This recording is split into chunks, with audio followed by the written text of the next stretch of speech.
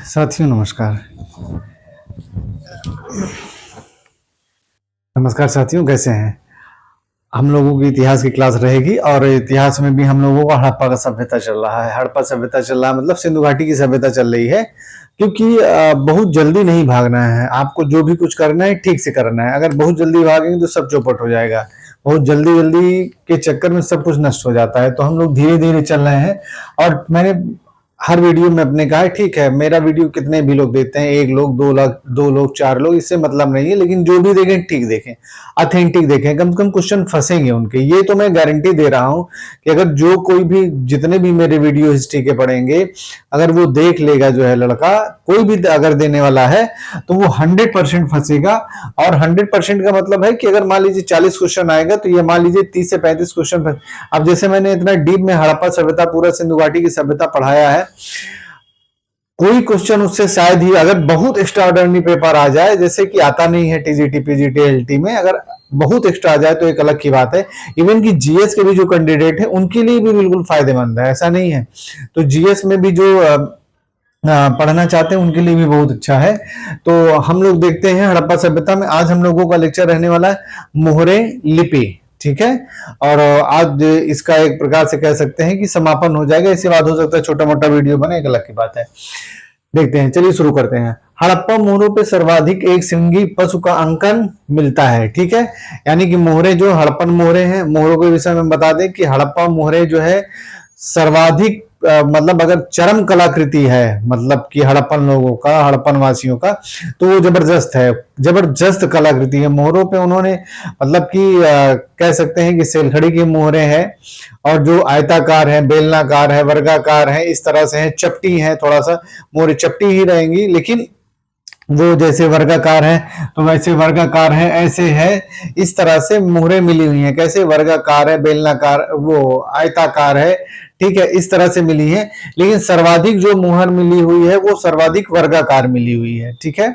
जो सर्वाधिक मिली हुई है हड़प्पा सभ्यता से वो वर्गाकार मोहर है। ये प्रश्न आता है, तो वर्गाकार मोहर हड़प्पा सभ्यता से सर्वाधिक रूप में मिला गया। लगभग 2000 मोहरें मिली हैं, ठीक है। कितना? ये प्रश्न आता है। जितने भी मैंने प्रश्न लिखे हैं, जो भी मैं बताऊंगा, सब प्रश्न आए हुए हैं। एक प्रकार से रिवीजन है आपका। 2000 मोहरें लगभग मिली हुई है हड़प्पन सभ्यता से अभी तक जो खुदाई उदाई हुई है। उसमें सर्वाधिक 500 मोहरें मोहनजोदड़ो से मिली है अकेले, ठीक है। तो ये याद रखिए कि 500 मोहरें बहुत बड़ी बात होती है, एक जगह से 500 मोहरें, ठीक है। इसीलिए मोहनजोदड़ो हड़प्पा सभ्यता का सबसे विकसित नगर था, ठीक है। तो हड़प्पा सभ्यता से 500 मोहरें मिली हुई हैं, ये याद रखिएगा। 2000 मोहरें सबसे ज्यादा मिली हुई हैं, ठीक है। सर्वाधिक रूप में वर्गाकार मोहरें मिली हुई हैं। और उन मोहरों पे, हड़प्पा मोहरों पे सर्वाधिक किसका अंकन मिलता है? एक श्रृंगी पशु। एक श्रृंगी मतलब एक सींग वाला पशु, ठीक है। जैसे जो एक सींग वाला पशु होता है ऐसे, ठीक है। तो एक सींग ये नहीं कि एक किनारे से, एक सींग बीचों बीच रहता है ऐसे, ठीक है। तो एक श्रृंगी पशु का अंकन मिलता है, ठीक, ये चीज हो गया। फिर हड़प्पा से एक मुद्रा पर पैर में सांप दबाए हुए गरुड़ का मोहरें मिली हुई हैं, अंकन मिला हुआ है। यानी हड़प्पा से एक मोहर ऐसी मिली हुई है जिसमें गरुड़ ने अपने पैर से सांप को दबाया हुआ है, ठीक है। ये याद रखिएगा। मोहरों में जो कह सकते हैं कि मोहरों और मृण मूर्तियों को मैंने बताया था। मृण मूर्तियां क्या होती है? पकी हुई मिट्टी, जिसको टेराकोटा भी बोला जाता है, ठीक है ना। तो मोहरों और मृण मूर्तियों में जबरदस्त कलाकारी देखने को मिली है। हाँ, और जो लेख मिले हुए हैं, जो अभिलेख मिले हुए हैं ना, वो भी मोहरों पे बहुत जबरदस्त है, ठीक है। मोहरों पे अधिकांश लेख मिले हुए हैं, ठीक। फिर जो इंपॉर्टेंट मुझे समझ में आया, फिर से एक बार मैंने लिख दिया है, अग्निकुंड। अग्निकुंड कहां से मिला है? लोथल और कालीबंगा से। हड़प्पा सभ्यता में अग्निकुंड कहां से मिला है? लोथल और कालीबंगा से मिला है, ठीक है। ये याद रखिएगा कि हड़प्पा सभ्यता से अग्निकुंड कहां मिलता है? तो लोथल और कालीबंगा से। कोटदीजी से क्या मिला है? बाणाग्र मिला है। मैंने बताया था कोटदीजी से, कोटदीजी कहां है? सिंध प्रदेश में है, ठीक है। बाणाग्र मिला है, ठीक है। फिर आगे बढ़ते हैं।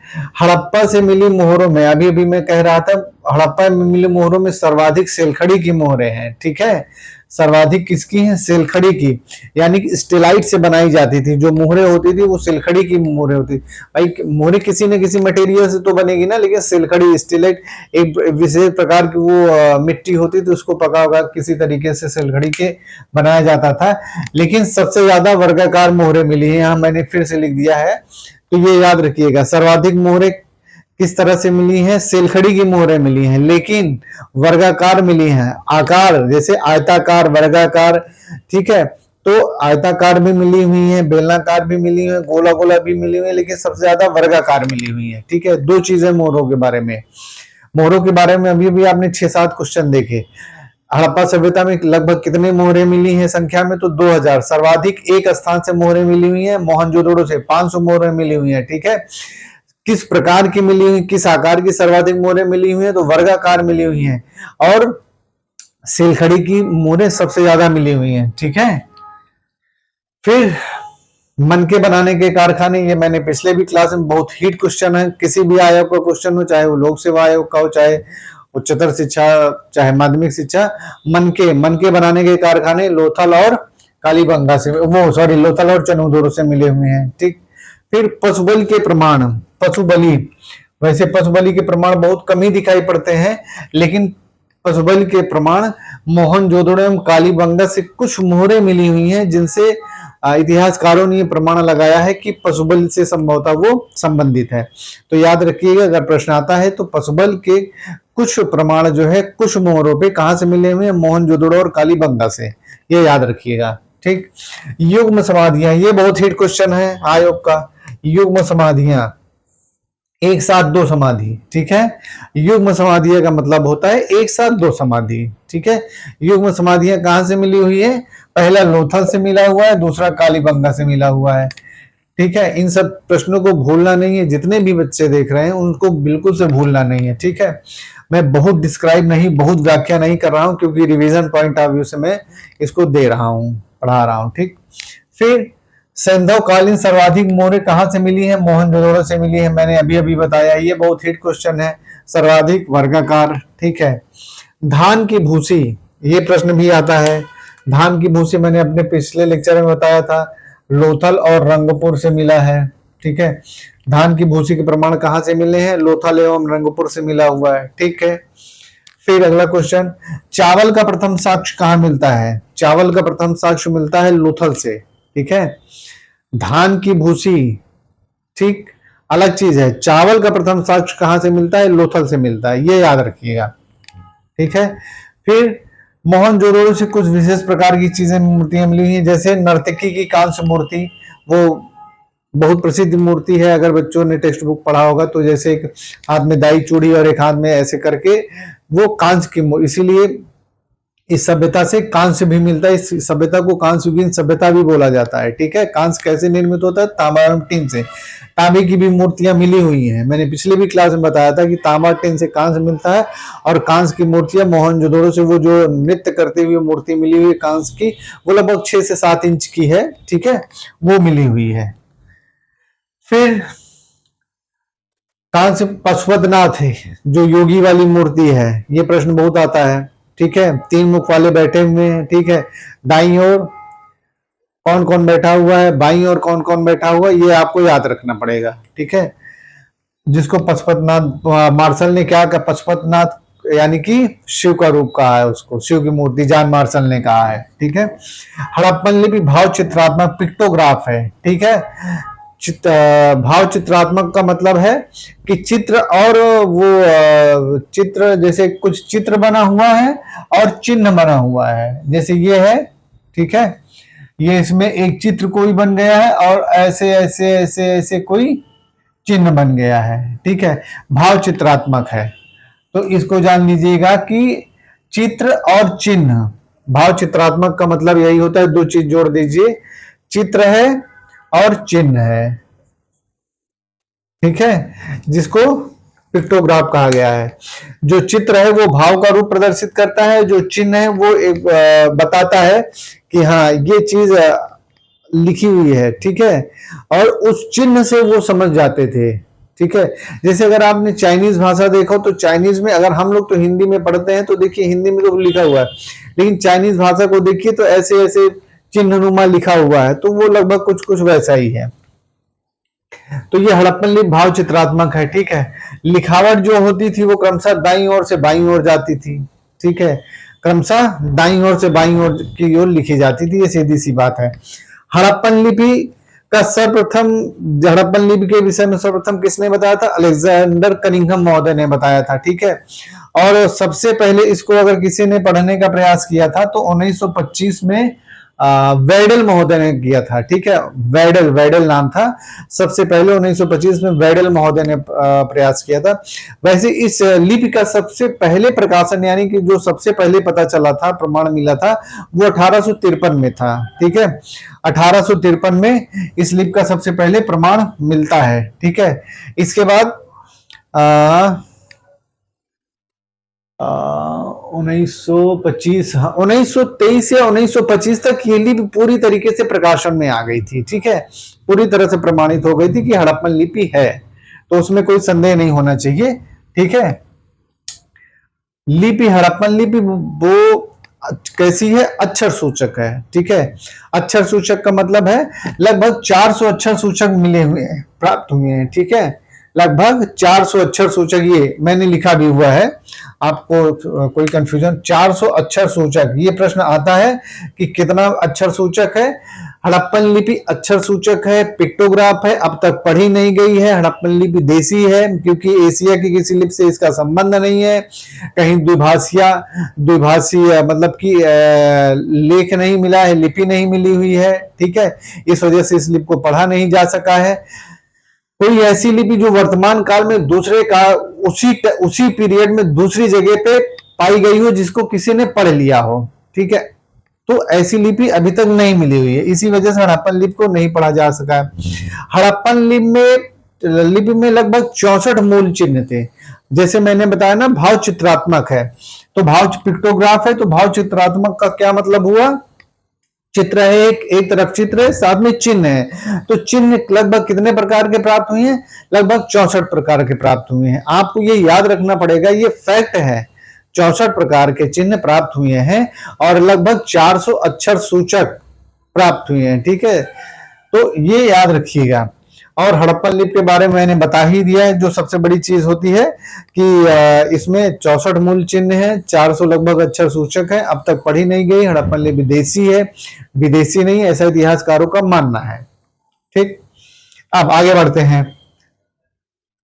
जो ये अक्षर सूचक थी, अधिकांश लेख मृण मुद्राओं, मोहरों पे, जो मैंने अभी बताया ना कि जो लिखा होता था, वो जो मिला हुआ है इसके लिपि जो है, वो अभिलेख जो मिली हुई है वो मृण मूर्तियों पे मिली हुई है, या मोहरों पे मिली हुई है, या सीलों पे। सील का मतलब मुहर होता है, ठीक है। मृण मुद्राओं पे मिली हुई है। मुद्राओं पे जो मिली हुई है, जो अभिलेख लिखा हुआ, उसका एक कारण ये बताया जाता है कि धनाढ्य लोग जो रहे थे, वो लोग अक्सर अपनी व्यापार के लिए या जान पहचान के लिए इसको प्रयोग में लाया करते थे, ठीक है। तो ये याद रखिएगा। फिर बात आती है माप तौल, बाट माप के।